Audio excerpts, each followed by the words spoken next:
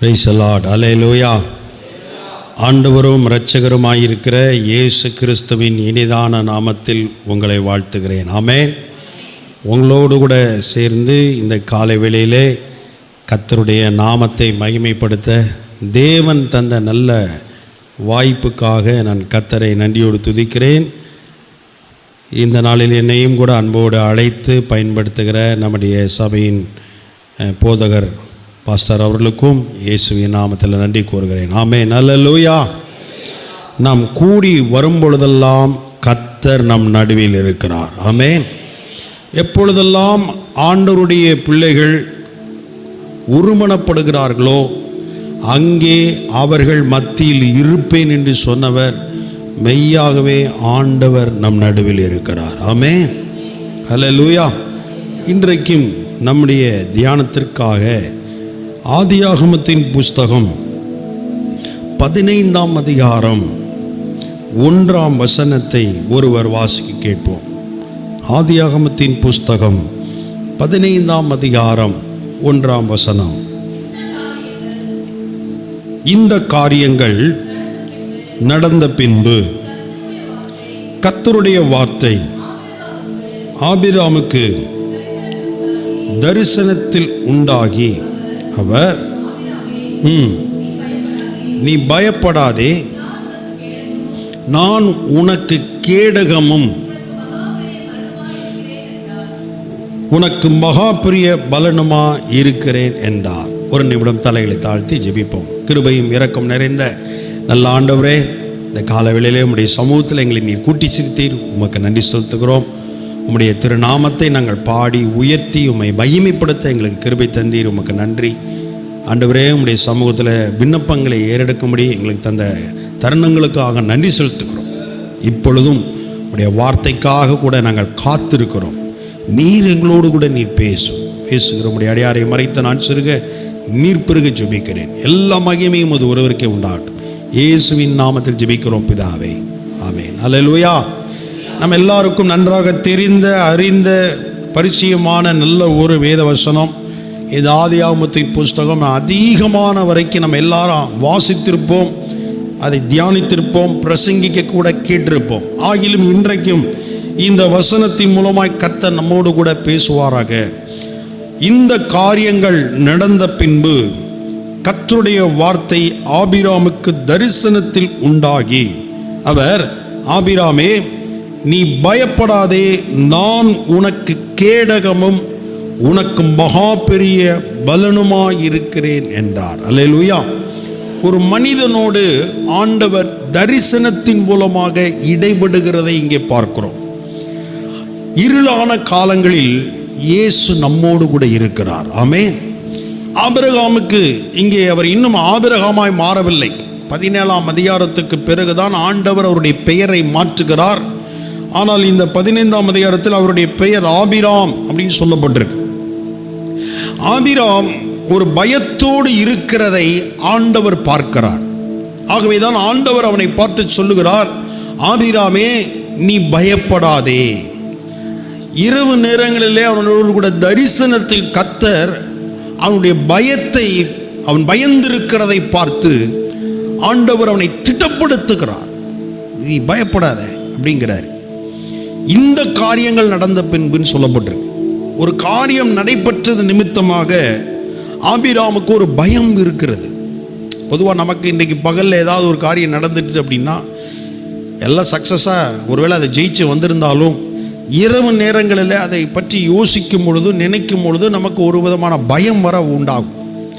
வேதத்தில் பார்ப்பீங்களா, நிறைய இரவு ராக்காலங்களிலே சில சம்பவங்கள் நடைபெற்றதாக வேதத்தில் பார்க்க முடியும். ஆனாலும் இயேசு தம்முடைய பிள்ளைகளோடு இருந்து அவர்களை திடப்படுத்தினார். இரவின் 4ஆம் ஜாமத்திலே சீஷர்கள் படவிலே போய்கொண்டிருக்கும் பொழுது பயந்தார்கள்.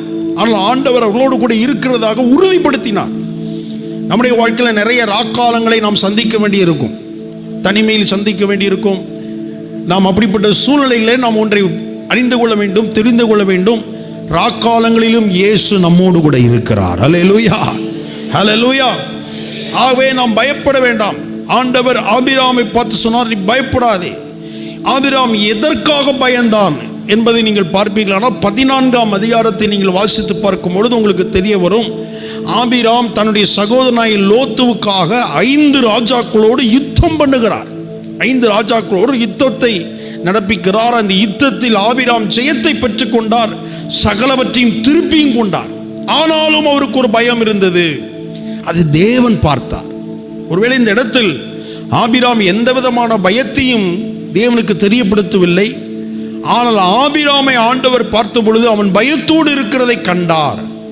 ஆகவே தான் ஆண்டவர் சொல்றார், ஆபிராமே நீ பயப்படாதே என்று சொல்லி ஆண்டவர் அவனை திடப்படுத்துகிறதை பார்க்கிறோம். நம்முடைய ஆண்டவர் எப்படிப்பட்டவர்? தைரியப்படுத்துகிறவர், நம்பிக்கை கொடுக்கிறவர். இஸ்ரவேலுக்கோ நம்பிக்கை உண்டு என்று சொன்னவர். அல்லேலூயா, அல்லேலூயா. அவர் நெறிந்த நாளலை முறியாதவர், மங்கி எரிகிற தீயை அணையாத தேவன். ஆகவேதான் அந்த இடத்துல ஆபிரகாமை தேவன் என்ன செய்கிறார்னா தைரியப்படுத்துகிறதை பார்க்கிறோம். நம்முடைய வாழ்க்கையில அநேக சூழ்நிலைகளை நாமும் கூட சில வேளைகளில் அந்த காரியம் என்னவா இருக்குமோ, இது எப்படி முடியுமோ, இதோடைய ரிசல்ட் எப்படி இருக்கும் போது தெரியலையே, அதை நினச்சா கொஞ்சம் பயமாக இருக்குத, அதை யோசித்தா கொஞ்சம் பயமாக இருக்குத, இவ்வளோ பெரிய தேவையை எப்படி நம்ம இப்படி சந்திக்க போகிறோம், இது எப்படி கடந்து போக போகிறோம், இது எப்படி சமாளிக்க போகிறோம், இது எப்படி முடிக்க போகிறோம், இப்படி பல காரியங்களை நாம் யோசிக்கும் பொழுது நமக்கும் ஒரு விதமான பயங்கள் இருக்க தான் செய்யும். ஆகிய நம்ம ஒன்றை மறக்க வேண்டாம், நம்மளோடு கூட இருக்கிற ஆண்டவர் பெரியவர். அல்லேலூயா, ஹல்லேலூயா. அவர் நமக்கு சூழ்நிலையிலும் நமக்கு உதவி செய்கிற தேவனாய் இருக்கிறார். ஆகவே ஆபிராமே நீ பயப்படாதே என்று சொல்லி ஆண்டவர் உன்னை திடப்படுத்துகிறார். வேதத்தில் இதே போல அநேக சூழ்நிலைகளிலே பயந்திருந்த தம்முடைய தாசர்களை, தம்முடைய பிள்ளைகளை கர்த்தர் என்ன செய்கிறார்னா திடப்படுத்துகிறதை பார்க்கிறோம். யோசுவாவுக்கு ஒரு பயம் இருந்தது. யோசுவாவுக்கு என்ன பயம் இருந்தது? மோசேக்கு அடுத்தபடியாக யோசுவாவுக்கு ஒரு பொறுப்பு வருகிறது, ஜனங்களை நடத்தக்கூடிய உத்தரவாதம். பாலும் தேனும் ஓடுகிற தேசத்தில் யோசுவா ஜனங்களை கொண்டு சேர்க்கணும். இப்போ யோசுவா என்ன செய்கிறார்னா பயப்படுகிறார். அந்த பயத்தை அறிந்த தேவன் என்ன செய்கிறார் அப்படின்னா, ஆண்டவர் யோசுவா அப்ப சொல்ல, நீ பலம் கொண்டு திடமனதாயிரு அப்படிங்கிறார். நான் உனக்கு கட்டளையிடவில்லையா? யோசுவாவுக்கு என்ன பயம்? மோசையவே இந்த ஜனங்கள் விட்டு வைக்கலையே, மோசையவே எதிர்த்து நின்னாங்களே, மோசையின் சொற்படியே கேட்கலையே, செங்கடலை 2ஆய் பிளந்த மோசே, எகிப்தில் 10 அற்புத அடையாளங்களை செய்த நடப்பித்த மோசே, இஸ்ரவேல் ஜனங்களுக்கு தேவனை முகமுகமாய் கண்ட மோசே, அப்படிப்பட்ட மோசையவே ஜனங்கள் எதிர்த்து நின்றார்களே, அந்த மோசேவுக்குடைய வார்த்தைக்கு கீழ்ப்படியாம போனார்களே, நான் எம்மாத்திரம்? யோசுவாவை பற்றி வேதம் சொல்லுகிறது, நூனின் குமாரனாகிய யோசுவா என்னும் வாலிபன். அப்ப யோசுவா நினைக்கலாம், நான் இப்ப வாலிபனா இளைஞனா இருக்கிறேன், என்னுடைய வார்த்தை யாரு கேட்பா? இவங்களை எப்படி நடத்தி கொண்டு போறது? மோசையவே இப்படி இந்த வேதனைப்படுத்தின ஜனங்கள், வணங்கா காலத்துள்ள ஜனங்கள் என்ன விட்டு வைப்பாங்களா? நான் இதை எப்படி செய்ய முடியும்? யோசுவாவுக்கு ஒரு பயம் இருந்தது. ஆகவே ஆண்டவர் சொன்னார், நான் உனக்கு கட்டளையிடவில்லையா அப்படின்னு சொல்றாரு. நான் உனக்கு கட்டளையிடவில்லையா? யோசுவா 1:5 சொல்றாரு, நீ உயிரோடு இருக்கும் நாளெல்லாம் ஒருவனும் உனக்கு முன்பாக எதிர்த்து நிற்பதில்லை. அப்ப தேவன் உனக்கு வாக்கு கொடுக்கிறார், நீ அப்பா பயப்படுற, நான் இருக்கிறேன். ஒருவேளை உனக்கு முன்பாக இருக்கிற இந்த காரியத்தை உன்னால எப்படி முடியும்? ஒரு திராணிக்கு மேலான காரியம், உன்னுடைய திராணிக்கு மேலான ஒரு காரியத்தை எப்படி நீ இதை செய்ய போற? நீ பயப்படாத. கர்த்தர் சொல்வார் எப்போவுமே. சில நேரங்களில் பாருங்க, நம்மளால முடியாத சில விஷயத்தை கர்த்தர் நமக்கு சில நேரங்களில் சொல்லும் பொழுது நம்ம பயப்பட தேவையில்லை. ஒருவேளை அது நம்மளால முடியாது, அந்த அளவுக்கு நமக்கு திறமை, ஞானம், சாமர்த்தியம், அனுபவம் கூட இல்லாமல் இருக்கலாம். ஆனால் சில நேரங்களில் கர்த்தர் சொல்வாரானால் நம்ம விசுவாசத்தோடு அதுக்கு அர்ப்பணிக்க தேவன் எதிர்பார்க்கிறேன். மீதி அவர் பார்த்துக்கிடுவார். நம்முடைய வேலை என்ன? விசுவாசத்தோடு ஒரு அடி எடுத்து வைக்கிறதா நம்முடைய வேலை. யோர்தானிலே காலை வையுங்கள், அவ்வளவுதான். நம்முடைய வேலை என்னது? யோர்தானை காலை வையுங்கள். நம்ம செயல்பட ஆரம்பிக்கும் போது கர்த்தருடைய கிரியைகளை, மகிமையை அங்கே பார்க்க முடியும். ஆமென். விசுவாசத்தோடு நம்ம சில நேரங்களில் ஆண்டவர் சொன்ன பொழுது அதற்கு அப்படியே கீழ்ப்படியே எதிர்பார்க்கிறார். ஆமென், அல்லேலூயா. 10 குஷ்டரோகிகளை இயேசுவிடத்தில் வந்த பொழுது ஆண்டவர் அவர்களுக்கு சொன்ன, உங்களை ஆசாரியர் இடத்தில் போய் காமிங்க, அவ்வளவுதான். அவர்கள் போகிற வழியிலே அவர்கள் சுஸ்தமானார்கள். எப்படி தேவன் சில நேரம் நம்மகிட்ட சொல்ற விஷயங்கள் பைத்தியமா தெரியும், அது நமக்கு குழப்பமா கூட இருக்கலாம். இது எப்படிங்க இப்படி அதெல்லாம் நடக்குமா, இப்படிதான் ஆகுமா? அது நம்முடைய வேலை இல்லை. நம்முடைய வேலை இல்லைன்னா விசுவாசிக்கிறதா நம்முடைய வேலை. ஹல்லேலூயா, ஹல்லேலூயா. தேவன் என்ன எதிர்பார்க்கிறார்? நீ விசுவாசித்தால் மகிமையை காண்பாய். 4 நாளாயிற்றே ஆண்டவரே, அது 4 நாளாயிற்ற, இனி அங்கே எப்படி ஜீவன் உண்டாகும், அங்கே எப்படி இனி ஒரு உயிர் மீச்சு உண்டாகும், 4 நாளாகிவிட்டால் அது நிச்சயமாக அங்கே நாற்றம் எடுக்குமே. அதையெல்லாம் நம்ம ஆண்டவருக்கு விளக்கம் கொடுக்க வேண்டிய அவசியம் இல்லை. தேவன் என்ன சொல்லுகிறார், நான் அவனை உயிரோடு எழுப்ப போகிறேன், அவ்வளோதான். நம்ம ஆமேன் தான் சொல்லணும். நான் அவனை உயிரோடு எழுப்ப போகிறேன். அருமையான தேவனுடைய பிள்ளைகளே, ஆண்டவர் ஆபிரகாமை திடப்படுத்துகிறார். வேதத்தில் நீங்கள் வாசித்தங்க, ஆகாய் தீர்க்கதரிசியின் புஸ்தகம் 2ஆம் அதிகாரம் 4ஆம் வசனத்தை நீங்கள் வாசித்து பார்ப்பீங்களானால் அங்கே ஆண்டவர் செருபாபேல் இடத்துல சொல்லுகிறார். வாசிங்க, ஆகாய் தீர்க்கதரிசியின் புஸ்தகம் 2ஆம் அதிகாரம் 4ஆம் வசனத்தை வாசிக்கும் பொழுது அங்கே சொல்லுகிறார், செருபாபேலே திட்டன்கொள், யோசதாக்கின் குமாரனாகிய யோசுவா என்னும் பிரதான ஆசாரியனே திட்டன்கொள், தேசத்தின் எல்லா ஜனங்களே திட்டன்கொள்ளுங்கள், வேலையை நடத்துங்கள் அப்படிங்கிறார். இப்போ ஜனங்கள் என்ன செய்கிறாங்கன்னா, ஆலயம் கட்டுறாங்க. ஆலயம் கட்டுகிற பொழுது எதிர்ப்புகள் வருது, தடைகள் வருகிறது. அப்போ என்ன ஆயிடுது அப்படின்னா, சோர்ந்து போய் நின்று விடுகிறார்கள். சில நேரம் நம்ம அப்படி வாழ்க்கையில் நம்ம என்ன செய்யறோம் அப்படின்னா, சோர்ந்து போய் தளர்ந்து போய் நாம் நின்று விடுகிறோம். ஆகாய் புஸ்தகம் 2ஆம் அதிகாரம் 4ஆம் வசனம் வாசி. செருபாபேலே திட்டன்கொள்,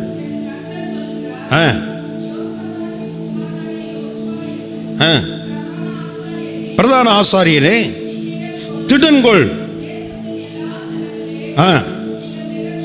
திட்டன்கொள்ளுங்கள். ஆண்டவர் சொன்னார், வேலையை நடத்துங்கள். ஆண்டவர் சொன்னார், என் ஆவியானவர் உங்கள் நடுவில் நிலை கொண்டிருப்பார், பயப்படாதீங்க. ஆண்டவருடைய வாக்குத்தத்தம் தான், என் ஆவியானவர் உங்கள் நடுவிலே நிலை கொண்டிருப்பார், பயப்படாதிருங்கள், வேலையை நடத்துங்கள். யோசித்து பாருங்க, இவர்கள் எதிர்ப்பு வந்த பொழுது, தடை வந்த பொழுது சோர்ந்து போய் ஆலயம் கட்டுவதை நிறுத்தி விட்டார்கள். இப்போ ஆண்டவர் என்ன செய்றார், தீர்க்கதரிசியை கொண்டு ஆண்டவர் பேசுறார், திட்டப்படுத்துகிறார், வேலையை நடத்துங்க, திட்டம் கொள்ளுங்கள். ஏன் பயப்படுறீங்க? எதிர்ப்புகளை கண்டு சில நேரம் நம்ம பயப்படுவோம். மனுஷனுடைய எதிர்ப்புகள், மனுஷனுடைய வார்த்தைகள் சில நேரம் நம்மளை என்ன செய்யணும், சோர்வுக்குள்ளாக்கும். நம்ம வேலையை நடத்த விடாதபடி என்ன செய்வோம், நிறுத்தி விடுவோம். அல்லேலூயா. ஒரு காலத்தில் எலியாவை பற்றி வேதத்தில் வாசிக்கிறோம். வானத்தை அடைத்தவர் தான், வானத்திலிருந்து அக்கினியை இறக்கினவர் தான், மரித்த சிறுபிள்ளையின் மாம்சத்தை ஆத்மாவை மறுபடி திரும்ப வர பண்ணினவர் தான். ஆனால் அப்படிப்பட்ட எலியாவே ஒரு கட்டத்தில் போத ஆண்டவரே சோர்ந்து போனார். கர்த்தர் என்ன செய்தார், தூதனை அனுப்பி திட்டப்படுத்துகிறார். உனக்கு இங்கே என்ன காரியம், எழும்பு, போதுன்னு சொல்லாத, இன்னும் நான் உன்னை கொண்டு செய்ய வேண்டிய விஷயங்கள் இருக்கு. இனி ஆச்சாக்களை அபிஷேகம் பண்ண வேண்டும், தீர்க்கதரிசிகளை அபிஷேகம் பண்ண வேண்டும், போதும் சொல்லாத, எழும்பு, உனக்கு இங்க என்ன காரியம், நீ போக வேண்டிய தூரம் இன்னும் வெகு தூரம். பாருங்க அருமையான தேவனுடைய பிள்ளைகளே, கர்த்தர் அவனை என்ன செய்கிறார்னா, தூதர்களை அனுப்பி அவனை திட்டப்படுத்துகிற தேவன். அல்லேலூயா. ஆகவேதான் ஏசாயாவின் புஸ்தகம் 35ஆம் அதிகாரம் 3-4 வசனங்களை நீங்கள் வாசித்து பார்ப்பீர்களானால் அங்கே சொல்லப்பட்டிருக்கிறது, தளர்ந்த கைகளை திடப்படுத்தி தள்ளாடுகிற முழங்கால்களை பலப்படுத்துங்கள், மனம் பதறுகிறவர்களை பார்த்து திடன் கொள்ளுங்கள். வாசிங்க, ஏசாயாவின் புஸ்தகம் 35ஆம் அதிகாரம் 3-4 வசனங்கள். பலப்படுத்துங்கள்,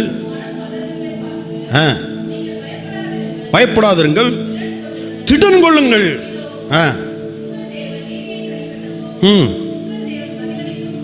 வருவார், அவர் வந்து உங்களை ரட்சிப்பார். அல்லேலூயா. அப்ப ஆண்டவர் என்ன சொல்லுகிறார், மனம் பதறுகிறவர்களை பார்த்து திடன் கொள்ளுங்கள். அல்லேலூயா. அப்போஸ்தலனாகிய பவுலிடத்தில் கூட ஆண்டவர் சொன்னார், பவுலே திடன்கொள், நீ எருசலேமிலே சாட்சி கொடுத்தது போல ரோமாபுரியிலும் சாட்சி கொடுக்க வேண்டும். அல்லேலூயா, அல்லேலூயா. அன்றைக்கு எலியா சோர்ந்து போயிருந்த எலியாவை பார்த்து ஆண்டவர் சொன்னார், அவன் சொல்கிறான், ஆண்டவரே நான் ஒருத்தன் தான் மீதியாக இருக்கிறேன், ஆனால் ஆண்டவர் சொன்னார் 7000 பேரை வச்சிருக்கேன். நீ என்னப்பா நினைக்கிற, நீ தனியாளாக இருக்க நினைக்காத, நீ தனியாளாக இருக்க நினைக்காத. நமக்கு தெரியாது, ஆனால் அவனுக்கு தெரியல 7000 பேரை கர்த்தர் வச்சிருக்கிறான்னு அவனுக்கு தெரியல. ஆமென், ஹல்லேலூயா. அவன் சொல்கிறான், நான் ஒருவன் தான் மீதியாக இருக்கிறேன். இல்லை, சில நேரம் நம்ம அப்படி தான் நினைப்போம், நம்மகிட்ட என்ன இருக்குது, நம்ம என்ன பண்ண முடியும், நம்ம இனி என்ன செய்ய முடியும் நினைக்காதீங்க. தேவன் இருக்கிறார். அல்லேலூயா. இருளான காலங்களிலும் இயேசு நம்மோடு கூட இருக்கிறார். அல்லேலூயா, அல்லேலூயா. ஆபிராமே பயப்படாதே, ஆண்டவர் உனக்கு சொல்றாரு, நான் உனக்கு கேடகம். ஏன்பா அந்த கொஞ்சம் ராஜாக்களை கண்டு பயப்படுற, 5 ராஜாக்களை முறியடித்தது ஒருவேளை உண்மைதான். ஒருவேளை அவர்கள் நிமித்தம் இன்று அவள் இல்லாவிட்டாலும் பின்பு என்றைக்காவது ஒரு நாள் நமக்கு இடையூறு வந்து விடுமோ, ஆபத்து வந்து விடுமோ, மோசம் வந்து விடுமோ, அவனுக்கு ஒரு பயம் இருந்ததை தேவன் பார்த்து சொல்றாரு, நான் உனக்கு கேடகம் அப்படிங்கிறார். அப்படின்னு என்ன அர்த்தம்? கேடகம் போர் யுத்தத்தில் பயன்படுத்துவாங்க. ராஜாக்கள் காலங்களில் வீரர்கள் கையில் பட்டயம், ஒரு கையில் பட்டயம் இருக்கும், ஒரு கையில் கேடயம் இருக்கும். எல்லாருக்கும் கேடயம் எதற்காக? தங்களை எதிரிகள் தாக்கி கொள்ளக்கூடாதுன்னு சொல்லி தங்களை தற்காத்து கொள்வதற்காக பயன்படுத்தப்படுவதுதான் கேடயம். இப்போ ஆண்டவர் என்ன சொல்றார்? நானே உன் பாதுகாப்புங்கிறார். நான் உனக்கு கேடகம், நான் உனக்கு பாதுகாப்பாக இருப்பேன். என்னை மீறி எதுவும் ஒன்று என்ன செய்ய முடியாது, தொட முடியாது. ஆமென், அல்லேலூயா. சில நேரம் நம்ம என்ன செய்யறோம்னா, சத்துரு வருவதை பார்த்தோன்னே பயப்படுறோம். வெள்ளம் போல சத்துரு வருகிறான், வரலாம், ஆனால் நம்மளை மேற்கொள்ள முடியாது. ஆமென், அல்லேலூயா. ஜனங்கள் விழுந்து போகலாம், வலதுபுறம் 1000 பேர், இடதுபுறம் 10000 பேர் விழுந்தாலும் அது உன்னை அணுகாதுன்னு தான் கர்த்தர் சொல்றார். நம்ம என்ன செய்யறோம்? விழுந்துறதை பார்த்தோன்னே, வலதுபுறமோ இடதுபுறமோ பார்த்தோன்னே நம்ம பயப்படுறோம். நமக்கு வந்துருமோ, நடந்துருமோ, இப்படி ஆயிருமோ. இல்லை, அருமையான தேவனுடைய பிள்ளைகளே, நீங்களும் நான் ஆராதிக்கிற தேவன் நம்மளோடு கூட இருக்கிறார். அல்லேலூயா. ஆபிரகாமை பார்த்து சொல்றாரு, நான் உனக்கு கேடகமாக இருப்பேன், உனக்கு பாதுகாப்பு. இதுக்கப்புறம் ஆபிரகாம் இதுக்கும் யாரும் ஆபிரகாமை தொட முடியும்னு நினைக்கிறீங்களா? கிடையாது. கர்த்தர் சொல்றாரு, நான் உனக்கு கேடகமும் மகா பெரிய பலனுமாய் இருக்கிறேன். ஆமென், அல்லேலூயா. ஆபிரகாம் யுத்தத்தை நடத்தி சகலவற்றிலும் வெற்றி கண்டு திருப்பி கொண்டு வரும் பொழுது மெல்கிசேதேக்கு எதிர்கொண்டு போய் ஆபிரகாம் அவனுக்கு எல்லாவற்றையும் தசமமாக கொடுக்குறாரு. கர்த்தருங்க சொல்றாரு, நான் உனக்கு பலன் அளிப்பேன், நான் உனக்கு என்ன செய்வேன்? பலன் அளிப்பேன். அல்லேலூயா. அருமையான கர்த்தருடைய பிள்ளைகளே, இந்த காலவேளையில் கர்த்தர் உங்களை என்னை பார்த்து சொல்ல காரியம் தான், நீ பயப்படாத, நான் உனக்கு பாதுகாப்பு, நான் உனக்கு பலனாக இருப்பேன், நான் உனக்கு அரணாக இருப்பேன். ஆகவே தான் தாவீது அநேக இடங்களில் சொல்கிறார், கர்த்தர் என் கோட்டையும் என் கேடகமும் என் துருகமும், நான் நம்பி இருக்கிற பலத்த துருகமாக இருக்கிறார். கர்த்தர் நம்முடைய கேடகமாக இருக்கிறார். அருமையான தேவனுடைய பிள்ளை, ஆகவே ஆண்டவருடைய பாதுகாப்பை மீறி நம்ம வாழ்க்கையில் எதுவும் நடைபெற முடியாது. ஆமென், அல்லேலூயா. ஆகவே நம்ம அஞ்ச தேவையில்லை. வேதத்தில் அநேகர் இப்படிப்பட்ட பயந்த சூழ்நிலையில் இருந்தவர்களை எல்லாம் ஆண்டவர் என்ன செய்கிறார்? தேவன் தம்முடைய தூதர்களை அனுப்பியோ, இல்லை தம்முடைய வார்த்தையை அனுப்பியோ, இல்லாவிட்டால் தேவனே தரிசனமாகியோ அநேகரை கர்த்தர் திடப்படுத்துகிறதை பார்க்கிறோம். நிறைய நேரங்களில் நம்ம ஏன் இப்படி திறனற்றவர்களாய் போகிறோம் என்றால், நம்முடைய வாழ்க்கையில் நம்முடைய தேவனை பற்றி நமக்கு தெரியவில்லை.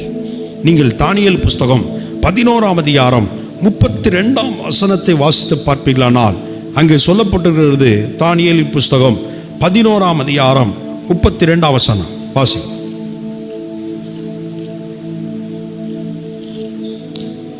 உடன்படிக்கைக்கு துரோகிகளாய் இருக்கிறவர்களை இச்சக பேச்சுக்களினாலே கள்ளமாறாக்கதாக்குவான். தங்கள் தேவனை அறிந்திருக்கிற ஜனங்கள் திடன் கொண்டு அதற்கேற்றபடி செய்வார்கள். தங்கள் தேவனை அறிந்தவர்கள் எப்படி இருப்பாங்களா? ஏன் நம்ம நிறைய நேரம் நம்ம பயப்படுறோம்? காலங்களை குறித்த பயம், எதிர்காலத்தை குறித்த பயம், தேவை குறித்த பயம், நமக்கு முன்பாக இருக்கிற மலை போல் இருக்கிற பிரச்சனை குறித்த பயம், பர்வதத்தை போல் இருக்கிற பிரச்சனைகளை குறித்த பயம். ஆனால் ஆண்டவருடைய வசனம் என்ன சொல்லுதுன்னா, நீ பயப்படாதன்னு சொல்லுது. 366 முறை பயப்படாதன்னு சொல்லப்பட்டிருக்கிறது கர்த்தருடைய வார்த்தையில். ஆண்டவர் ஒவ்வொரு நாளும் உங்களை என்னை பார்த்து சொல்றார், பயப்படாத. பாருங்க, நம்ம நம்ம ஆனாலும் இன்னைக்கு நம்ம என்ன செய்யறோம்னா, எல்லாரும் ஒரு விதமான பயத்தோடு தான் இருக்கிறோம். ஒவ்வொருத்தரையும் கூப்பிட்டு கேட்டால் உங்களுக்கு ஏதாவது பயம் இருக்குதான்னு கேட்டால் கண்டிப்பாக நிச்சயமாக சொல்லுவாங்க, நான் பயப்படுறேன், எனக்கு எதிர்காலத்தை குறித்த பயம், இந்த தேவையை குறித்த பயம், இந்த காரியத்தை குறித்த பயம், அந்த மனுஷரை குறித்த பயம், இந்த சூழ்நிலையை குறித்த பயம் இருக்கு. ஆனால் அருமையான தேவனுடைய பிள்ளைகளை, இங்கே சொல்லப்பட்டிருக்கிறது, தங்கள் தேவனை அறிந்திருக்கிற ஜனங்கள் எப்படி இருப்பாங்க? திடன் கொண்டு இருப்பார்கள். அல்லேலூயா, அல்லேலூயா. அவர்கள் பயப்பட தேவையில்லை. நீங்கள் இதே தானியேல் புத்தகத்தில் நீங்கள் வாசித்து பார்ப்பீர்களானால், தேவனுடைய தாசர்களாக இருக்கிற தானியேலாக இருக்கட்டும், தேவனுடைய தாசர்களாக இருக்கிற சாத்ராக், மேஷாக், ஆபேத்நேகோ இருக்கட்டும், அவர்கள் சந்திக்கிற பிரச்சனையை பார்த்தீங்க அப்படின்னா சாதாரண பிரச்சனைகள் அல்ல. ஆனால் அவர்கள் திடன் கொண்டிருந்தார்கள். ஒன்றே ஒன்று, அவர்கள் தங்கள் தேவனை அறிந்திருந்தார்கள். ஆகவே தான் வேதத்தில் இப்படியாக சொல்லப்பட்டிருக்கிறது, நான் விசுவாசித்திருக்கிறவர் இன்னார் என்று நான் அறிவேன். அல்லேலூயா. நான் விசுவாசித்திருக்கிறவர் யாருன்னு எனக்கு தெரியும். ஒருத்தர் சொன்னாராம், ஒரு பெரிய சர்ச்சு கட்டிட்டு இருக்கிறார், மில்லியன் கணக்கில் பணம் தேவை, பாதி வேலை அப்படியே நிற்கி, பாதி சர்ச்சு கட்டி அப்படி நிற்கி. அப்போ சிலர் வந்து அந்த ஊழியக்கார்ட்ட சொல்கிறாங்க, ஐயா நீங்கள் கொஞ்சம் சிறுசாகவே கட்டியிருக்கலாமே, நீ இவ்வளோ அவசரப்பட்டீங்களே அப்படின்னு சொல்லி சிலர் வந்து சொல்லும் பொழுது இந்த ஊழியக்காரர் அவங்கள பார்த்து சொன்னாராம், எனக்கு அவர் தெரியும். ஆமென். அவர் சொன்ன ஒரு வார்த்தை என்னது? எனக்கு எவரை தெரியும், எனக்கு வந்து சிஎம் தெரியும், எனக்கு மந்திரி தெரியும், அப்படி சொல்லலை. அவர் ஒரே வார்த்தை என்ன சொன்னாரா? எனக்கு அவரை தெரியும். அவர் யாருன்னு எனக்கு தெரியும். அவர் யார்? சர்வ வல்லமையுள்ள ஆண்டவர், தொடங்கினவர் முடிப்பார், அற்பமான ஆரம்பத்தை அசட்டை பண்ணுகிறவன் யார்? ஹல்லேலூயா, ஹல்லேலூயா. ஆண்டவர் மோசே இடத்துல சொன்னார், என் கரம் குறுகிற்றோ, குறுகலை. அவரை கரம் குறுகி போகவும் இல்லை, அவருடைய வல்லமை இன்றைக்கும் குறைந்து போகவும் இல்லை. அருமையான தேவனுடைய பிள்ளைகளே, இங்கே வாசிக்கிறோம், தங்கள் தேவனை அறிந்தவர்கள் பயப்பட மாட்டாங்க, சூழ்நிலையை கண்டு பயப்பட மாட்டாங்க, நமக்கு முன்பாக நிற்கிற பெரிய பிரச்சனையை கண்டு பயப்பட மாட்டாங்க. அவர்கள் திடன் கொண்டு இருப்பார்கள். ஏனென்றால் நான் விசுவாசித்திருக்கிறவர் இன்னார் என்று அறிவேன். ஆமென். சீஷர்கள் இயேசுவோடு கூட இருந்தாலும் படகுல போகும்போது காற்றும் புயலும் வந்த பொழுது இயேசு சீஷர்களுக்காக ஆண்டவர் என்ன செஞ்சார் அப்படின்னா, கடலை அதட்டினார், இறையாதை அமைதலார் அப்படின்னாரு. அப்போ சீஷர்கள் என்ன தெரியுமா சொன்னாங்க? இவர் எப்படிப்பட்டவரோ, இவர் யாரோ, இவர் யாருப்பா, காற்றுக்கும் கடலுக்கும் கட்டளையிடுகிறாரே. அதுதான் நிறைய நேரங்களில் சீஷர்கள் இயேசுவோடு இருந்தாலும் இயேசுடைய வல்லமையை அறியாதவர்களாக இருந்தார்கள். அவர் யாருன்னு உங்களுக்கு தெரியல. அதான் சீஷர்களிடத்தில் கேட்டார், நீங்கள் என்ன யார் என்று சொல்லுகிறீர்கள் கேட்டார். ஆமென். கர்த்தருக்கு ஸ்தோத்திரம். இயேசுவோடு கூட இருந்தாலும் புலிப்புடத்தில் ஆண்டு கேட்கிறாரு, கர்த்தருக்கு ஸ்தோத்திரம், நீங்க என்ன யாரு சொல்றீங்க? கேட்கும் பொழுது அவங்க சொல்ல தெரியல. அவர்கள் பிதாவும் நானும் பிதாவும் ஒன்றாக இருக்கிறோம். அப்போ அவங்க சொல்றாங்க, பிதாவை எங்களுக்கு காமியும். இயேசு சொன்னார், இவ்வளவு காலம் நீங்கள் எங்களோடு கூட இருந்து என்னை அறியாதிருக்கிறீர்களா? இயேசுவோடு இருந்தாலும் இயேசுவை பற்றி நீங்கள் நிறைய பேர் தெரியல. சர்ச்சுக்கு வருவாங்க, வேதத்தை வாசிப்பாங்க, ஆனால் இயேசு யாரு, அவர் எப்படிப்பட்டவர், அவருடைய அதிகாரம் எப்படிப்பட்டது, அவருடைய வல்லமை எப்படிப்பட்டது தெரியல. தெரியணும். அதான் ஆண்டவர் சொன்னார், என்னை அறிகிற அறிவியை நான் விரும்புகிறேன் அப்படின்னார். பலியை பார்க்கிலும் தகன பலியை பார்க்கிலும் கர்த்தரை அறிகிற அறிவு தான் நமக்கு தேவை. இன்னைக்கு சிலருக்கு உலக அறிவு இருக்கலாம், ஆனால் நமக்கு தேவனுடைய பிள்ளைகளாக இருக்கிற நமக்கு என்னதுன்னா, கர்த்தரை அறிகிற அறிவு தாங்க ஒரு தேவனுடைய பிள்ளைக்கு மெய்யான அறிவு. ஆமென். அல்லேலூயா. தேவனை அறியணும். தேவனை அறியாதனால தான் நிறைய நேரங்களில் தேவனுடைய பிள்ளைகள் அவிசுவாசமாக பேசிக்கொண்டு, புலம்பிக் கொண்டு, கலங்கி கொண்டு, திகைத்து கொண்டு, எப்போ பார்த்தாலும் பின்மாற்றத்தில் போக காரணம் என்னன்னா, நீங்களும் நானும் ஆராதிக்கிற தேவன் யார்? முதல்ல பார்வோன் மோசே இடத்துல கேட்டார், நாங்கள் தேவனை ஆராதிக்கும்படி எங்களை அனுப்பிவிடுன்னு சொல்லும் பொழுது, அவர் யார் நான் அனுப்புறதுக்கு? ஏன்னா பார்வோனுக்கு தெரியாது. ஆனா மோசே சொன்னார், அவர் யாருன்னு கேட்கிறல்ல, இப்போ பாரு, 10 அற்புதங்களை தேவன் அங்கே செய்தார். பார்வோன் கண்டு கொண்டான், சுற்றி இருக்கிற ஜாதிகள் கண்டு கொண்டது. ஹல்லேலூயா. பெத்ஷிமேசின் மனுஷர்கள் சொல்லுகிறார்கள், இந்த பரிசுத்தமான தேவனுக்கு முன்பாக யார் நிற்க முடியும்? புறஜாதிகள் சொன்னாங்க, ஆண்டவரை அறியாதவர்கள் சொன்னாங்க. அந்த பரிசுத்தமான தேவனுக்கு முன்பாக நான் யோசித்து பார்த்தேன். அன்னைக்கு தேவனுடைய உடன்படிக்கை பெட்டியை அவர்கள் திறந்து பார்த்ததுனால கர்த்தருக்கு ஸ்தோத்திரம், அங்கே அடி விழுது, பெரிய அடி விழுது. அப்போ அவங்க என்ன செய்றாங்க, எப்போ அந்த பெட்டி இனி நம்மிடத்தில் இருக்கலாகாது, இது அனுப்பிவிடும், அதனுடைய ஸ்தானத்துக்கே அனுப்பி விடுறோம் அப்படின்னு சொல்லி அவர்கள் அனுப்பி விடுகிறார்கள். அப்போ தான் அவங்க சொல்றாங்க, இந்த பரிசுத்தமான தேவனுக்கு முன்பாக யார் நிற்க முடியும்? நான் யோசித்து பார்த்தேன், அங்கே பெரிய ஒரு அடி விழுது, எல்லாரும் நோய்வாய்ப்படுறாங்க. அவங்க என்ன சொல்லுங்க, எப்போ அந்த வல்லமையுள்ள தேவனுக்கு முன்பாக யார் நிற்க முடியும்னு சொல்லியிருக்கலாமே. ஆனால் அவங்க சொன்ன ஒரு வார்த்தை, இந்த பரிசுத்தமான தேவனுக்கு முன்பாக யார் நிற்க முடியும்? நிற்கத்தக்கவன் யார்? அல்லேலூயா. நம்முடைய தேவன் யார்? அன்னைக்கு சகியோ இயேசு எப்படிப்பட்டவரோ என்று பார்க்க வகை தேடினான். அருமையான தேவனுடைய பிள்ளைகளே, இயேசு எப்படிப்பட்டவர் தெரியுமா? வானத்திலும் பூமியிலும் அவருக்கு சகல அதிகாரம் கொடுக்கப்பட்டிருக்கிறேன். அல்லேலூயா. இயேசு எல்லாவற்றையும் ஜெயித்தவர். இயற்கையை ஜெயித்தார், பாதாளத்தை ஜெயித்தார், மரணத்தை ஜெயித்தார், வியாதியை ஜெயித்தார். ஆமென். அல்லேலூயா, அல்லேலூயா. அவர் ஜெயிக்க கூடுமானால் அவருடைய பிள்ளையில இருக்கிற நீங்களும் நானும் அவருடைய நாமத்தினாலே நாம் எல்லாத்தையும் ஜெயம் கொள்ள முடியும். ஆமென். அல்லேலூயா. ஆகவே தங்கள் தேவனை அறிந்திருக்கிற ஜனங்கள் திடன் கொண்டிருப்பார்கள். அப்ப நம்ம நிறைய நேரம் ஏன் பயப்படுறோம்? கர்த்தரை பற்றி நமக்கு தெரியலை. நீங்கள் நானும் ஆராதிக்கிற தேவன் யார்? சின்ன சின்ன விஷயங்களுக்கு, சின்ன சின்ன காரியங்களுக்கு புலம்பி அழுது ஆண்டவர் சொன்னார், நீங்கள் அஞ்ஞானிகளை போல இருக்காதீங்கன்றார். அஞ்ஞானிகளை போல கவலைப்படாத. அவங்க கவலைப்படுவது நியாயம். ஏன்னா அவங்க கவலைப்படுவது நியாயம்னு எதனால சொல்கிறேன்னா, அவங்களுக்கு இப்படிப்பட்ட ஒரு ரட்சகர் கிடையாது, மீட்பர் கிடையாது, சகாயர் கிடையாது. இவ்வளவு ஒவ்வொரு நாளும் நம்முடைய தலையில் இருக்கிற ஒவ்வொரு முடி உதிர்ந்தால் கூட அவர் சொல்கிறார், பிதாவின் சித்தம் இல்லாமல் கீழே விழாதுங்கார். தேவனின் பிதாவானவர் எந்த அளவு உங்களையும் என்னையும் பொறுப்படுகிறாருன்னு பாருங்க. ஆனால் நம்ம என்ன செய்கிறோம்? நிறைய நேரம் என்னத்தை உண்போம், என்னத்தை புசிப்போம், என்னத்தை குடிப்போம் என்று என்ன செய்கிறோம்? அஞ்ஞானிகளைப் போல கவலைப்பட்டு கொண்டிருப்போம். நல்லா தெரிந்து கொள்ளுங்க, உங்களையே என்னையை நடத்துகிறவர் நம்ம ஆண்டவர். அல்லேலூயா. ஆச்சரியமாக நடத்துவார் தேவனுடைய பிள்ளைகளை. அவரை மாத்திரம் நீங்கள் சார்ந்து கொள்ளுங்க. வேதத்தில் ஒரே ஒரு நபரை மாத்திரம் நான் சொல்லி முடிக்க விரும்புகிறேன். 1 சாமுவேல் புஸ்தகம் 17ஆம் அதிகாரத்தில் அங்கே பார்க்கும் பொழுது, சகல இஸ்ரவேல் ஜனங்களும் பயத்தோடு இருந்தார்கள், நடுங்கி கொண்டிருந்தார்கள், திகைத்து கொண்டிருந்தார்கள். ஆனால் அந்த இடத்தில் ஒரு இளைஞனாய் இருக்கிற தாவீது வந்து சகல இஸ்ரவேலர்களையும் பார்த்து ஒரு வார்த்தை சொல்கிறார். 1 சாமுவேல் 17:32 வாசி. தாவீது சவுலை நோக்கி, இவன் நிமித்தம் ஒருவனுடைய இருதயமும் கலங்க வேண்டியதில்லை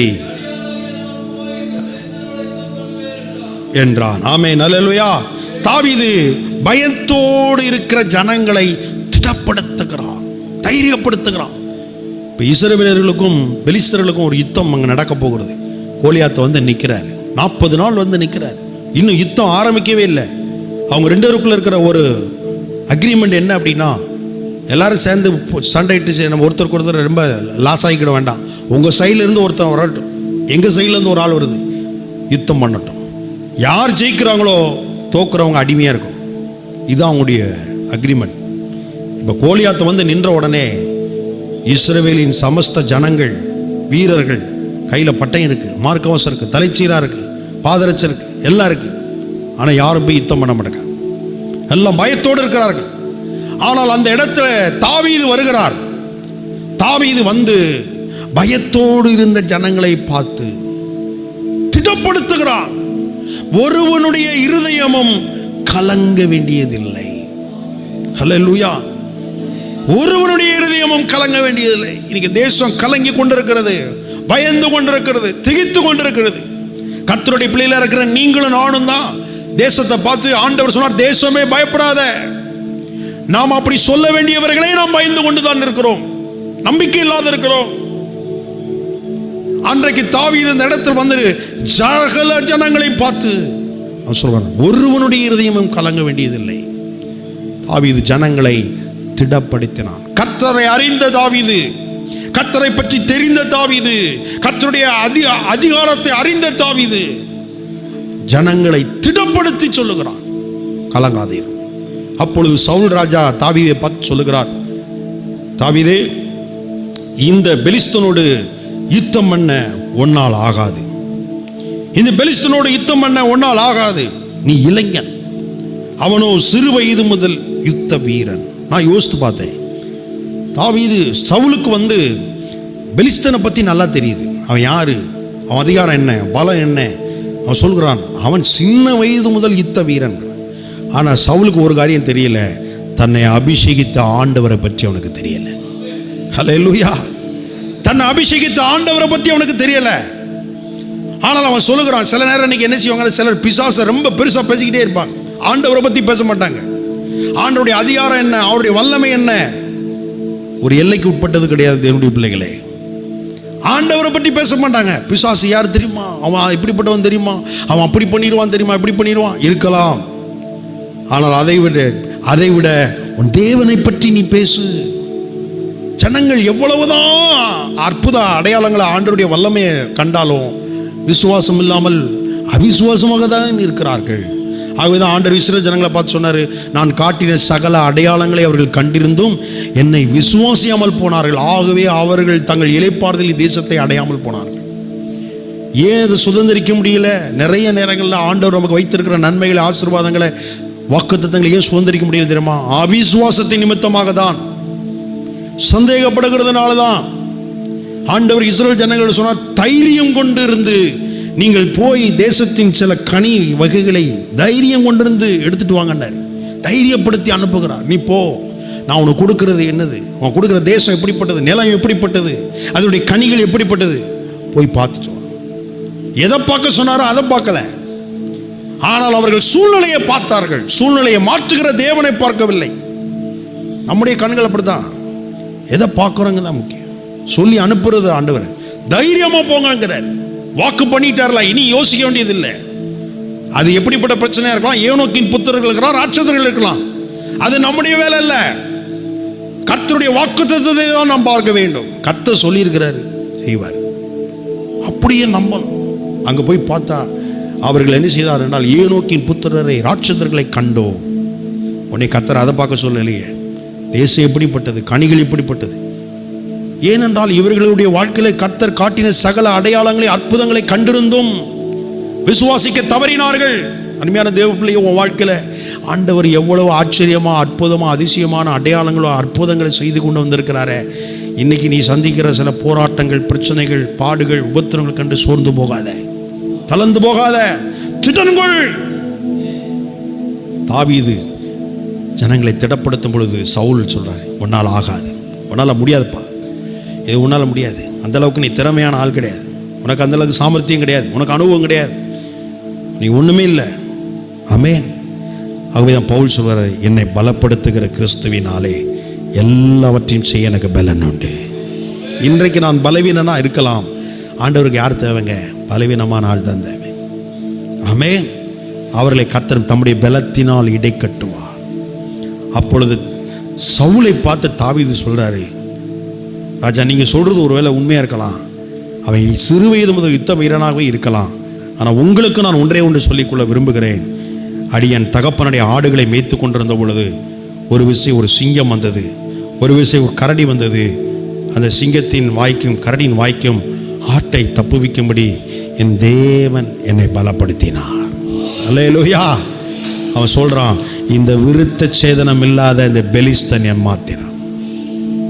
தாவீதுடைய வாக்கியங்கள் அதுக்கு பின்பாக நீங்க வாசித்து பார்த்தீங்கன்னா விசுவாசத்தோடு சொல்லுகிறார், தேவனுடைய நாமத்தினால நான் வர்றேன், இன்றைய தினம் கர்த்தர் உன்னை என் கையில் ஒப்பு கொடுப்பார். அல்லேலூயா. இஸ்ரவேலிலே ஒரு தேவன் உண்டு என்பதை பூலோகத்தார் எல்லாரும் அறிந்து கொள்ளுவார்கள். தேவன் பட்டயத்தினாலும் ஈட்டினாலும் ரட்சிக்கிறவர் அல்ல என்பதை இந்த ஜனக்கூட்டத்தார் எல்லாரும் அறிந்து கொள்ளும். தாவீது ஒரு விசுவாசத்தோடு சொல்லுகிறார், யுத்தம் கர்த்தருடையது, நான் யுத்தம் பண்ண போறதில்லை, நான் எதை செய்ய போறதில்லை, என் தேவன் யுத்தத்தை நடப்பிக்க போகிறார். அல்லேலூயா, அல்லேலூயா. தேவனுக்கு விசுவாசத்தோடு ஒரு அடி எடுத்து வைக்கக்கூடிய மனுஷர்கள் தேவை. ஆமென். இஸ்ரவேலருக்கும் பெலிஸ்தர்களும் பாளையத்தில் இறங்கி இருக்கிறாங்க. ஒரு விசை யோனத்தான் அவனுடைய வேலைக்காரன் 2 பேரும் என்ன செய்கிறாங்க அப்படின்னா, நாம் அவர்களிடத்தில் போவோம், ஏறிவா. அப்படி வேலைக்காரன் சொல்கிறான், உம்முடைய மனதில் இருக்கிறபடியெல்லாம் நீர் செய்யும் சொல்லி அனுப்புகிறார். 2 பேரும் ஒருமனப்பட்டு போகிறாங்க. அப்போ அடையாளத்தை சொல்கிறாங்க, அவர்கள் நம்ம மேலே ஏறிவான்னு சொன்னால் நம்ம போவோம், கர்த்தர் அவர்களுக்கு பெரிய ரட்சிப்பை உண்டு பண்ணுவார். அல்லேலூயா. அருமையான தேவனுடைய பிள்ளைகளே, தாவீது அந்த இடத்துல சொல்லுகிறார், ஆண்டவர் இன்றைக்கு இந்த பெலிஸ்தனை என் கையில் ஒப்பு கொடுப்பார். ஆமென். அல்லேலூயா. அதுக்கு முன்னாடி போகாத, ஆகாத, உன்னால முடியாதுன்னு சொன்ன சவுல் தாவீது சொன்ன இந்த சில வார்த்தைகளை கேட்ட உடனே அவன் என்ன சொல்லுகிறான்? 37ஆம் வசனத்தில், பின்னும் தாவீது, என்னை சிங்கத்தின் கைக்கும் கரடியின் கைக்கும் தப்புவித்த கர்த்தர் இந்த பெலிஸ்தனுடைய கைக்கும் தப்புவிப்பார் என்றான். அப்பொழுது சவுல் தாவீதை பார்த்து, போ, கர்த்தர் உன்னோடு. முதல்ல போகாதுன்னு சொன்னது, உன்னால் ஆகாதுன்னு சொன்னவன் இப்போ தாவீது சொன்ன சில சாட்சிகளை கேட்ட உடனே அவன் சொல்கிறான். சிலருக்கு இப்படி சாட்சி சொல்ல வேண்டியிருக்குது. விசுவாசம் வர்றதுக்கு என்ன சொல்ல வேண்டியிருக்கு? சாட்சி சொல்ல வேண்டியிருக்கு. எனக்கு ரொம்ப அதில் ஒரு விஷயம் யோசித்து பார்த்தேன். ஒரு சிங்கம் அந்த ஆட்டை பிடிச்ச உடனே இன்றைக்கு இருக்கிற ஆள்லாம் என்ன செய்வாங்க? எப்போ நல்ல வேலை நம்ம தப்பிச்சோம் அப்படின்னு என்ன செய்வாங்க? சரி, ஒன்று போச்சு, இனி மீதி இருக்கிறதையாவது காப்பாற்றும் அப்படின்னு நினைப்பாங்க. இல்லைன்னா நம்மளாவது தப்பிச்சோம்ப்பா அப்படின்னு வந்துடுவோம். ஏன்னா ஒரு சிங்கத்தை ஒரு கரடியும் சிங்கம் கொடூரமான மிருகங்கள், ஒரு தனி மனிதனால் அதை எதிர்கொள்ள முடியாது. ஆனால் இந்த தாவீது என்ன செய்கிறார்னா, அந்த சிங்கம் ஆட்டை கவி கொண்டது. அது அந்த ஆட்டை கொன்று சாப்பிடுவதற்கு முன்பாகவே இவர் என்ன செய்கிறாரு? அதை தொடர்ந்து போய் அதை அடித்து அதை அதன் வாய்க்கு தப்புவித்தேன். சிங்கத்தை காட்டிலும் வேகமானது எது இருக்க முடியும் நினைக்கிறீங்க? ஆனா தாவீது என்ன செய்யறான்னா, அதை தொடர்ந்து போய் விடல. அந்த சிங்கம் அந்த ஆட்டை கொல்வதற்கு முன்பாக இவன் அதை விட ஸ்பீடா செயல்படுறான். ஆமென், அல்லேலூயா. சிங்கத்தை தொடர்ந்து போய் பிடித்தானா? சிங்கத்தை தொடர்ந்து போய் யாராவது பிடிக்க முடியுமா? யோசித்து பாருங்க. அதான் சிங்கத்தை காட்டிலும் வேகமானது எதுன்னு இருக்கு. நான் யோசித்து பார்த்தேன், ஆண்டவர் பாருங்க, ஒரு ஆட்டுக்காகவே இவ்வளவு உத்தரவாதம் எடுக்கிறானே, இவன் தான் என் ஜனங்களை மேய்ப்பதற்கு சரியான ஆளு. அல்லேலூயா.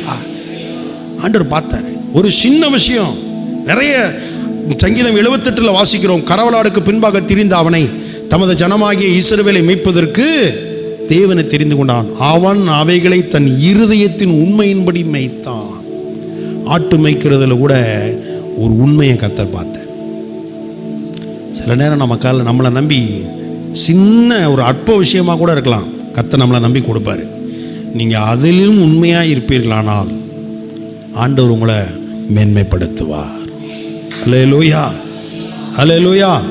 அருமையான தேவனுடைய பிள்ளைகளே, அன்றைக்கு தாவீது சகல ஜனங்களை பார்த்து சொல்கிறாரு, திடன் கொள்ளுங்கள், கலங்க வேண்டாம், பயப்பட வேண்டாம். ஆமென். அப்போஸ்தலர் புஸ்தகத்தில் வாசிக்கும்போது அவனை ஒரு பட்டணத்தில் அவனை கல்லெறிந்து அடித்து அவன் செத்தவன் என்று நினைத்து பட்டணத்துக்கு வெளியே தூக்கி போடுறாங்க. ஆனால் பவுல் கொஞ்ச நேரம் கழித்து எழும்பி பட்டணத்துக்குள்ள வந்து சீஷர்கள் மனதை திடப்படுத்தினான். ஆக்சுவலாக அங்கே என்னென்ன செஞ்சுருக்கணும், பவுலை தான் நிறைய பேர் திடப்படுத்தியிருக்கணும். ஆனால் பவுல் என்ன சொல்லனா, நம்ம அநேக உபத்திரங்கள் வழியாய் தேவனுடைய ராஜ்யத்திற்குள் பிரவேசிக்க வேண்டும் சொல்லி சீஷர்கள் மனதை திடப்படுத்தினான். ஏன்னா அவனுக்கு ஒன்று தெரியும், நான் விசுவாசித்திருக்கிறவர் இன்னார் என்று அறிவே. அல்லேலூயா. நான் ஆராதிக்கிற தேவன் எப்படிப்பட்டவர் தெரியுமா? ஒரு மேலோட்டமாய் அவரை பற்றி நம்ம அறிந்திருக்கிறோம் அருமையான தேவன் இல்லை. நீங்கள் நான் ஆராதிக்கிற இயேசுவானவர், இயேசு கிறிஸ்துவானவர் சர்வ வல்லமையுள்ள ஆண்டவர். அல்லேலூயா. ஆண்டவர் சொன்னார், வானத்திலும் பூமியிலும் எனக்கு சகல அதிகாரம் கொடுக்கப்பட்டது. அவரை மீறி எது என்ன செய்ய முடியாது, ஒன்றும் நடக்க முடியாது. அந்த தேவனை ஆராதிக்கிறோமே, நம்ம ஏன் பயப்பட வேண்டும், ஏன் கலங்கணும், ஏன் திகைக்கணும்? அவருடைய கரம் இன்றைக்கும் குறுகிய போகலை. கண்களை மூடலாமா? ஹல்லேலூயா, ஹல்லேலூயா. அன்னைக்கு ஆண்டவர் மோசேயிடத்தில் சொன்ன ஆண்டவர் நம்மை பார்த்து சொன்னார், என்னுடைய கரம் குறுகிற்றோ?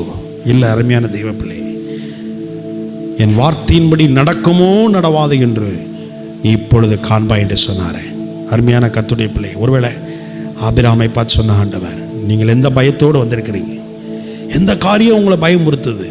ஆண்டவர் சொல்றார், பயப்படாத, நான் உனக்கு கேடகம், நான் உன்னை பாதுகாப்பேன். யாருமே இல்லைன்னு சொல்லி நினைக்காத, நான் உன்னை பாதுகாப்பேன், நான் உன்னை நடத்துவேன், நான் கூட இருக்கிறேன். ஹல்லேலூயா. இருளான சூழ்நிலையை நீ சந்தித்தாலும் நான் உன்னோடு கூட இருக்கிறேன் என்பதை மாத்திரம் நீ மறந்து போகாத. நான் உன்னோடு கூட இருக்கிறேன். நான் உனக்கு மகா பெரிய பலனுமா இருப்பேன், உனக்கு பலன் அளிப்பேன். நீ ஆண்டவருக்காக செய்கிற ஒவ்வொரு விஷயத்தையும் அவர் பார்க்கிறாரு. சின்ன விஷயமான இருந்தாலும் அதை பெருசாக தான் பார்க்குறாரு. ஆகவே அருமையான தேவன், நான் உனக்கு பலன் அளிக்கிற ஆண்டவர். வேத வசனம் இப்படியா சொல்ல, தம்மை தேடுகிறவர்களுக்கு பலன் அளிக்கிற ஆண்டவர் உனக்கு பலன் அளிப்பார். இஸ்ரவேலின் தேவனை செட்டையின் கீழ் வந்த உனக்கு அவராலே நிறைவு இருக்கிற தேவப்பிள்ளையே, உன் வாழ்க்கையில் இருக்கிற குறைவை மாற்றுவார்.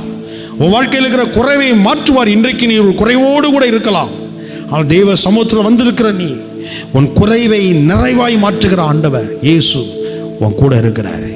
அவரை நம்பு அருமையானது. அவரை சார்ந்து கொள், அவரை பற்றிக்கொள், அவரை அண்டிக்கொள். அவர் தம்முடைய முகத்தின் ஒளியினால் உன் வாழ்க்கையை பிரகாசிப்பிக்க செய்வார். அருமையான தெய்வ பிள்ளையே, உன் வாழ்க்கையில் இருக்கிற இருளின் அதிகாரத்தை, உன் வாழ்க்கையில் இருக்கிற இருளை அகற்றுவார். உன் எல்லைகளிலே தெய்வீக சமாதானத்தை அவர் கட்டளையிடுவார். உன் எல்லையிலே தெய்வீக சமாதானம் கட்டளையிடப்படுகிறது. உன் குடும்பம் கட்டப்படுகிறது. உன் வீட்டார், உன்னுடைய பிள்ளைகளுடைய வாழ்க்கை கட்டப்படுகிறது.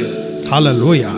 அன்றைக்கு ஆண்டவர் சொன்னார், திகையாதே, நான் உன் தேவன், திகையாதே, நான் உன் தேவன் என்று சொன்னவர், உங்கள் இருதயம் கலங்காமலும் பயப்படாமலும் இருப்பதாக என்று சொன்ன தேவன், நான் ஒருபோதும் உங்களை திக்கற்றவர்களாய் விடேன் என்று சொன்னவர் இன்றைக்கு நம் நடுவில் இருக்கிறார். அன்பின் ஆண்டவரே, இன்றைக்கு எங்களை உமக்கு அர்ப்பணிக்கணும் சுவாமி. அநேக வேளையில் நாங்கள் பயப்படுகிறோம்ப்பா, திகைக்கிறோம், கலங்குகிறோம் சுவாமி, சோர்ந்து போகிறோம்ப்பா. ஆனாலும் எங்கள் தேவன் நீர் எப்படிப்பட்டவர் அப்பா? மகா பெரிய தேவன், சர்வ வல்லமையுள்ள ஆண்டவர் அப்பா. உம்முடைய அதிகாரங்கள், உம்முடைய வல்லமைகளை ஆண்டவரே நாங்கள் அதை ஆராய்ந்து பார்த்தால் ஆண்டவரே நாங்கள் பிரமிக்கத்தக்கதாக இருக்கிறது சுவாமி. ஆகவே ஆண்டவரே, எங்கள் வாழ்க்கையில் நாங்கள் எதை கண்டும் அஞ்ச பயப்பட திகைக்க தேவையில்லை சுவாமி. எங்களை அற்புதமாய் நடத்துகிற இந்த தேவன் என்றென்றைக்கும் சதா காலங்களிலும் நம்முடைய தேவனாக இருக்கிறார். மரண பரியந்தம் நடத்துவார் என்ற வாக்குத்தத்தம் சொல்லப்பட்டிருக்கிறதப்பா. அதை பிடித்துக் கொள்கிறோம் சுவாமி. வந்திருக்கிற உடைய பிள்ளைகள் ஒவ்வொருவரையும் ஆசீர்வதிங்க. இப்போ யார் யார் எந்தெந்த சூழ்நிலையில் ஒருவித பயத்தோடு இருப்பார்களானால் ஆண்டவரே, அந்த பயத்தை நீர் நீக்கி போடும் அப்பா. ஆண்டவரே, நாங்கள் விசுவாசிக்கிற தேவன் எப்படிப்பட்டவர் என்பதை நாங்கள் இன்னும் அறிந்து கொள்ள எங்களுக்கு கிருபை செய்வீராக. ஆண்டவரே, எங்களை தாழ்த்துக்கிறோம்ப்பா. அற்ப பிரயோஜனமற்ற ஒளிக்காரப்பா எல்லா ஆண்டவரே எங்கள் மேல் இந்த கடமையை மாத்திரம் செய்திருக்கிறோம். எல்லா துதி கன மகிமையெல்லாம் ஒருவருக்கே உண்டாகட்டும். இயேசுவின் நாமத்தில் ஜெபிக்கிறோம் பிதாவே.